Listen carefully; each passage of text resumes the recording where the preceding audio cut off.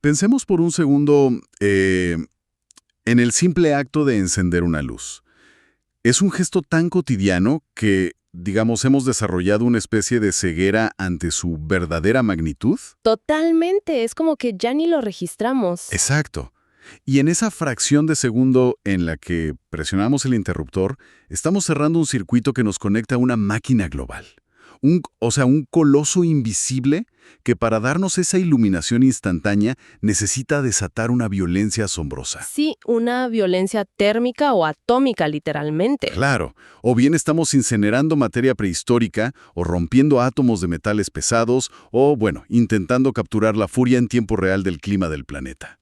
Y no hay término medio en esto. Y fíjate que el problema de esa ceguera es que asumimos que la energía simplemente existe en la pared, como si naciera ahí. Ajá. Pero si miramos los documentos y los datos que estamos analizando a fondo hoy, queda clarísimo que este motor invisible no solo construyó todo lo que nos rodea, Ajá.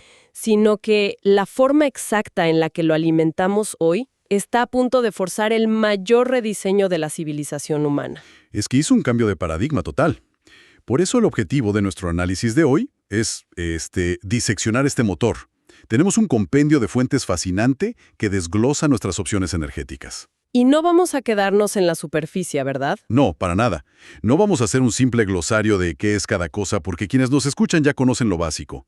Vamos a explorar la mecánica oculta, las repercusiones económicas y, sobre todo, por qué la transición energética no es un capricho ecológico. Claro, no es solo abrazar árboles. Exacto.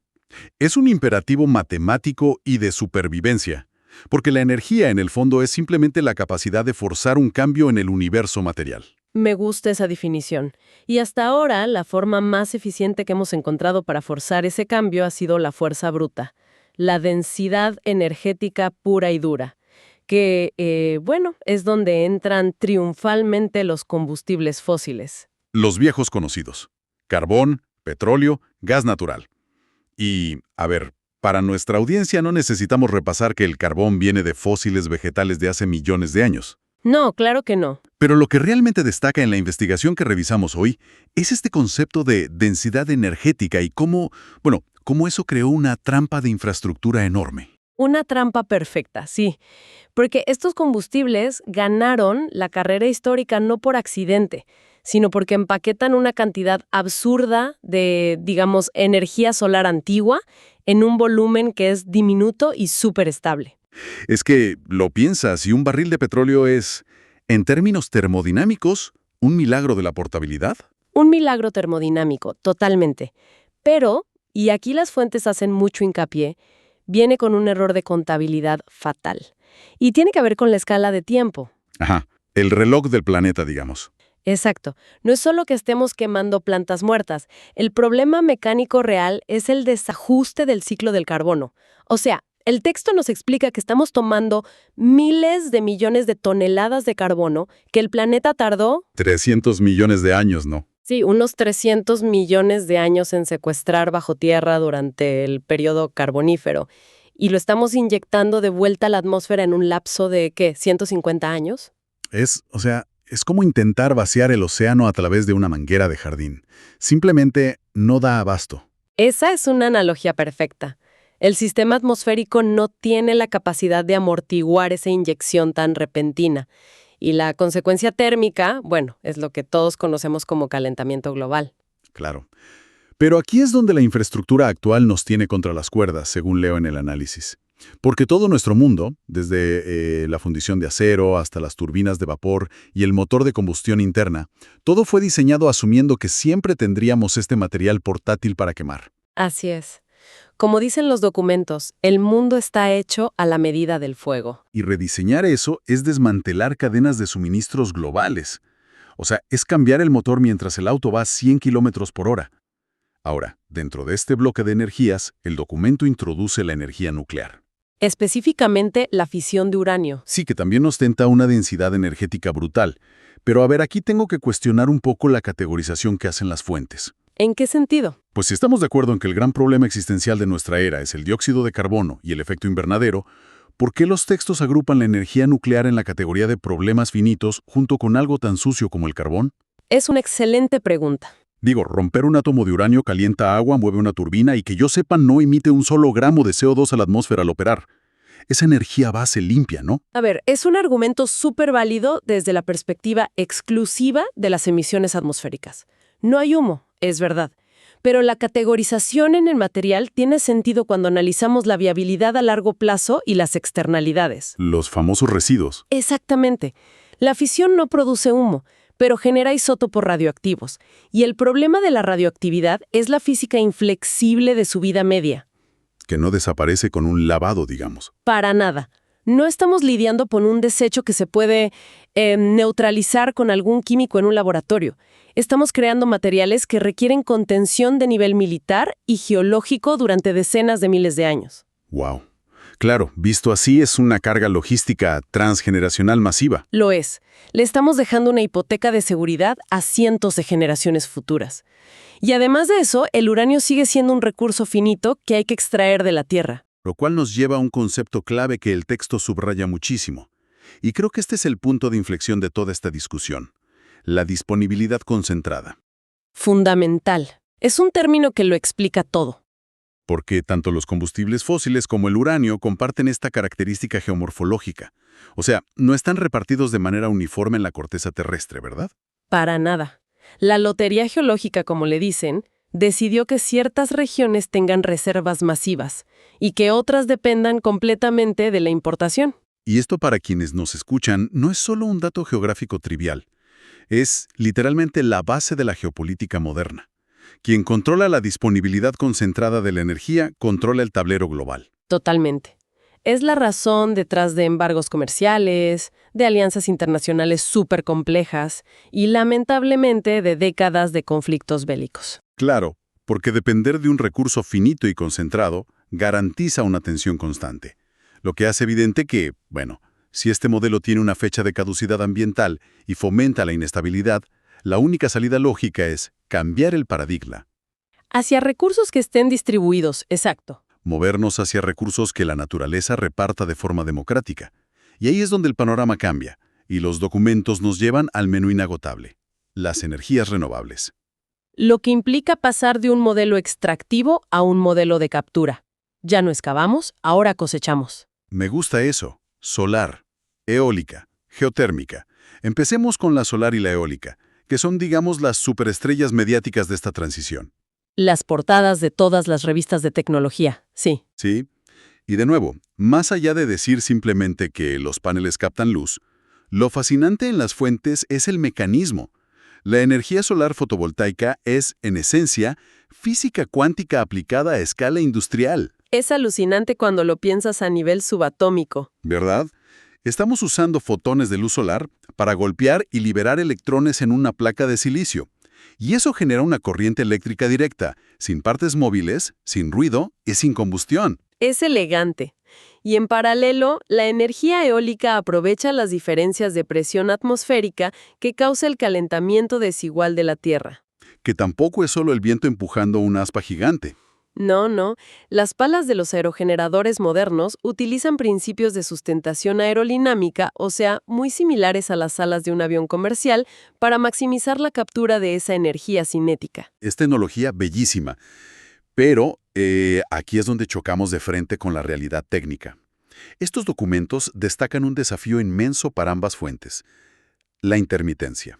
El gran talón de Aquiles de las renovables. Y para entender por qué la intermitencia es un dolor de cabeza tan grande, tenemos que entender cómo funciona nuestra red eléctrica.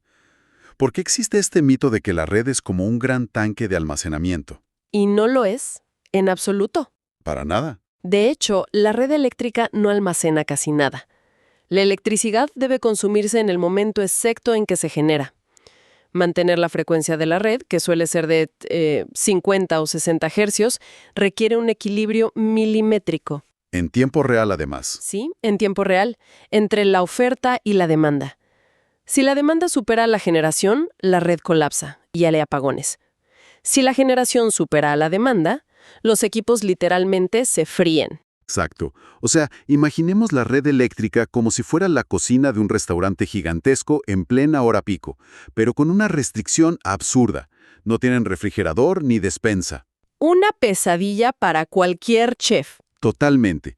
Tienen que cocinar el plato exacto en el milisegundo en que el cliente lo pide. Ahora, si nuestros proveedores de ingredientes son el viento y el sol, pues llegan a dejar los insumos en horarios completamente impredecibles. Claro, a veces se entregan toneladas al mediodía con un sol radiante y a veces no traen nada durante 3 días seguidos porque hay una tormenta o no hay viento. Y esa es la intermitencia.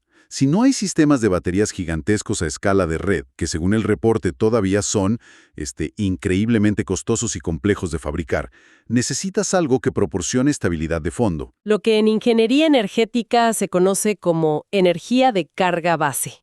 Y para evitar tener que volver a encender las viejas plantas de gas o carbón cada vez que el sol se pone, el menú de las renovables ofrece soluciones formidables. Empezando por la vieja y confiable energía hidroeléctrica, supongo. Exacto. Que no sufre de esta intermitencia horaria porque el agua acumulada en un embalse actúa a todos los efectos prácticos como una enorme batería cinética. Claro, porque se pueden abrir las compuertas a demanda para hacer girar las turbinas exactamente cuando la red necesita un impulso. Y luego está la otra opción que personalmente me vuela la cabeza. ¿La geotérmica? Sí, la energía geotérmica. Es que, conceptualmente, en lugar de mirar al cielo esperando solo viento, miramos hacia abajo.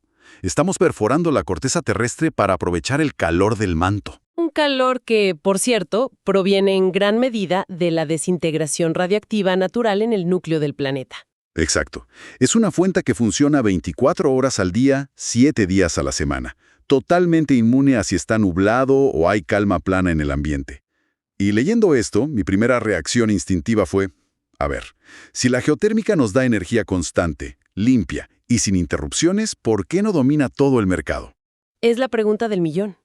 Y la respuesta está en la geología. Porque el planeta no es una esfera uniforme, lamentablemente. Claro, no todos los países son Islandia. Exactamente. La viabilidad económica de la energía geotérmica depende críticamente del grosor de la corteza terrestre y del gradiente térmico de cada región. En Islandia, que está literalmente sentada sobre una fisura tectónica, el magma está tan cerca de la superficie que aprovechar ese calor es trivial. Es baratísimo. Pero en el resto del mundo, En la mayor parte de los bloques continentales, habría que perforar 10 o 15 kilómetros de roca sólida para alcanzar temperaturas útiles. Y el costo de esa perforación profunda, sumado a la ingeniería de materiales necesaria para resistir esas presiones extremas, hace que hoy por hoy no sea escalable a nivel global. ya veo. Básicamente, el costo inicial de la infraestructura te anula cualquier beneficio económico a largo plazo. Entendido. Sí, los números simplemente no cuadran todavía. Ahora, las fuertes mencionan a otro jugador fascinante que aporta previsibilidad: la energía mareomotriz y undimotriz. Capturar la energía del océano. Así es, y a diferencia del viento, que es caótico, las mareas están dictadas por la mecánica orbital, por la atracción gravitacional de la Luna. Son matemáticamente predecibles con siglos de anticipación. Ese es como un reloj suizo astronómico. Sabemos exactamente cuánta agua se va a mover y a qué hora. Entonces, ¿cuál es la trampa ahí?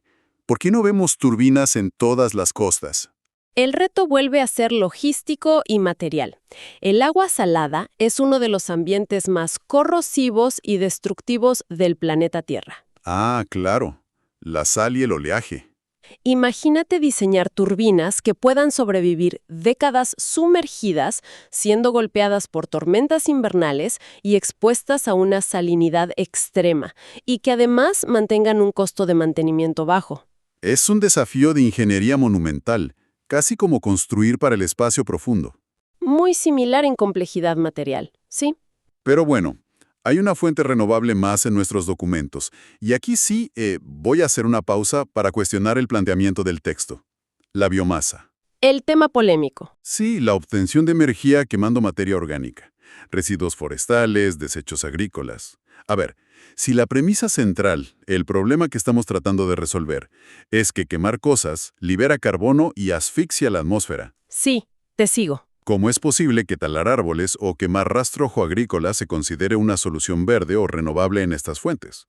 Al final del día, una chimenea escupiendo humo, Es una chimenea escupiendo humo, ¿no? Es un punto de escepticismo muy común y honestamente totalmente lógico. A simple vista parece una contradicción flagrante de las políticas ambientales. Porque lo parece. Pero la diferencia fundamental radica nuevamente en la escala de tiempo del ciclo del carbono que mencionamos antes.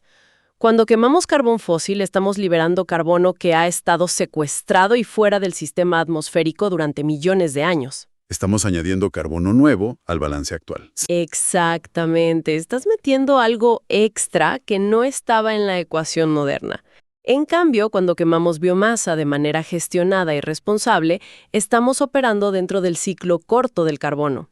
Ciclo corto, o sea, años en lugar de milenios. Sí, esa planta de maíz o ese árbol de rápido crecimiento absorbieron CO2 de la atmósfera durante los últimos meses o años para formar su estructura, ¿cierto? Ajá, mediante la fotosíntesis. Al quemarlo para generar electricidad, simplemente devuelves ese mismo CO2 a la atmósfera, el cual será reabsorbido casi inmediatamente por la siguiente cosecha de biomasa, que ya estás plantando en ese mismo lugar. Es un ciclo cerrado. Ah, ya entiendo la diferencia.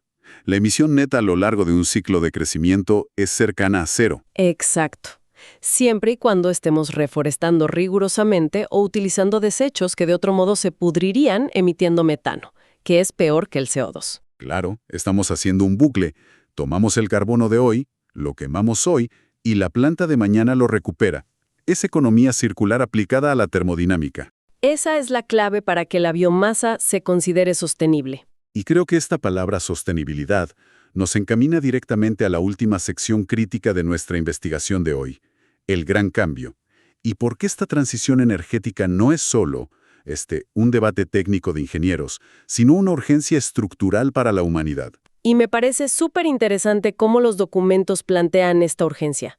No lo hacen desde una perspectiva puramente emocional o de activismo. No, son muy fríos con los datos. Son súper pragmáticos.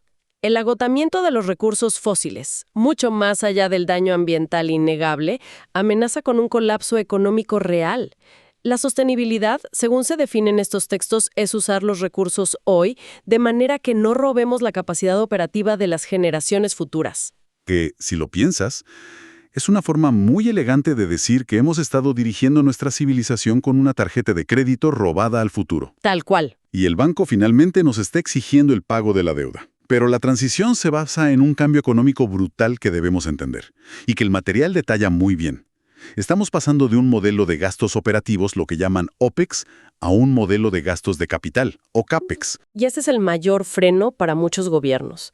Con una planta de gas o de carbón, tal vez la construcción del edificio sea relativamente barata, pero estás atado a comprar combustible todos los días de su vida útil. Estás a merced de los precios del mercado internacional. Claro, decía hay una crisis en otro continente y el precio se dispara. Exacto.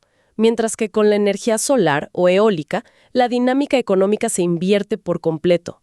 El gasto de capital inicial es colosal. Hay que extraer metales raros, fabricar paneles de silicio. Construir turbinas enormes de fibra de vidrio, desplegar redes de transmisión inteligentes, todo eso. El costo de entrada asusta. Pero, una vez que la infraestructura está instalada, el costo marginal de generar el siguiente kilowatts-hora es prácticamente nulo. Porque el viento no te manda una factura a fin de mes. Exactamente. El sol no ajusta sus precios por la inflación o por una guerra. Y eso es un shock para el sistema financiero actual, que está obsesionado con retornos trimestrales en lugar de inversiones a 30 años. Pero no podemos olvidar otro vector de urgencia que destacan los datos, y que a veces pasa desapercibido. ¿Te refieres a la salud? Sí, la salud pública inmediata, porque a menudo enmarcamos este debate energético alrededor de proyecciones climáticas lejanas, ¿no? Como para el año 2100 o algo así. Y la gente lo siente distante. Exacto. Pero dejar de quemar cosas en el centro de nuestras áreas urbanas tiene un retorno de inversión en salud que se mide en semanas. El texto es contundente.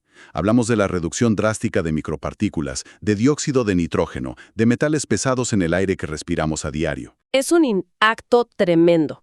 La cantidad de casos de asma, de enfermedades cardiovasculares y problemas respiratorios crónicos que simplemente desaparecerían al electrificar el transporte urbano y cerrar las plantas térmicas cercanas es asombrosa. Es un beneficio tangible, a corto plazo, y que ahorra miles de millones en sistemas de salud. Totalmente. Y si unimos todas estas piezas, la magnitud del desafío queda clarísima en los documentos. El motor invisible actual, basado en estas energías no renovables extraídas y concentradas, logró la proeza innegable de industrializar al mundo. Elevó la esperanza de vida como nunca en la historia. Hay que reconocerlo. Sí, pero alcanzó su límite de diseño. Las matemáticas del clima y la escasez geológica nos indican que este sistema no puede escalar más sin destruir su propio entorno operativo. No hay más margen. Por lo tanto, el futuro inmediato exige un salto evolutivo hacia una red descentralizada e inteligente, que sea capaz de cosechar, como decías antes, la energía ambiental del planeta. Y esto va a requerir no solo nuevas aleaciones, baterías de alta capacidad y paneles más eficientes, requerirá un nivel de cooperación global sin precedentes históricos. Para estandarizar las redes intercontinentales, ¿cierto? Exacto. Se trata de convertir al planeta entero en un sistema unificado y sostenible de flujo energético, donde si en un continente es de noche, reciba excedentes del continente donde es de día. La tecnología ya existe, de hecho, y los textos muestran que sigue mejorando exponencialmente año con año. Las barreras que quedan, como leímos, son predominantemente logísticas, financieras y, de pura inercia política. Claro, la infraestructura actual se resiste al cambio porque el capital invertido en ella en el último siglo es astronómico. Hay muchos intereses atados a esa infraestructura. Pero la transición es inevitable. El costo de no hacerla ya supera el de hacerla. Totalmente de acuerdo. Y entender estos mecanismos ocultos, entender cómo la red eléctrica de tu ciudad intenta equilibrar la oferta y la demanda cada segundo, o cómo el ciclo del carbono dicta las reglas de nuestra biosfera, la verdad es que cambia por completo la forma en que ves el entorno. Empiezas a ver energía en todas partes. Sí, cada vez que quienes nos escuchan carguen un teléfono o vean girar un aerogenerador a lo lejos, están presenciando la arquitectura de la supervivencia humana en tiempo real. Y antes de concluir nuestro análisis a fondo, quiero regresar a ese concepto que discutimos en la mitad del programa. La disponibilidad concentrada. Esa misma. Cómo esa concentración de fósiles dictó la geopolítica y las guerras del siglo XX. Si realmente logramos esta transición, si la humanidad pasa a depender de fuerzas distribuidas equitativamente por la naturaleza, me deja pensando en las ramificaciones sociales. Es un ángulo fascinante. Y dejo a nuestra audiencia con esta reflexión para que la analicen por su cuenta. ¿Cómo cambiará la política global cuando el poder energético realmente se democratice? Si el sol baña a cada nación por igual. Exacto. Y si el viento cruza todas las fronteras sin pedir pasaporte ni permiso, ¿podría el fin de la escasez energética y de esta dependencia de pozos concentrados significar también el fin de los conflictos bélicos por recursos? Es una reconfiguración total de la influencia global. Quizás al rediseñar la forma en que encendemos una simple luz en nuestra sala, estemos sin darnos cuenta redibujando el mapa del poder y de la paz mundial para las próximas generaciones. Una premisa brillante para observar con mucha atención en las próximas décadas. Definitivamente. Gracias por acompañarnos a diseccionar la maquinaria que mantiene vivo nuestro mundo. A nuestra audiencia, sigan observando, sigan cuestionando la superficie de las cosas y nos encontramos en nuestra próxima inmersión a fondo.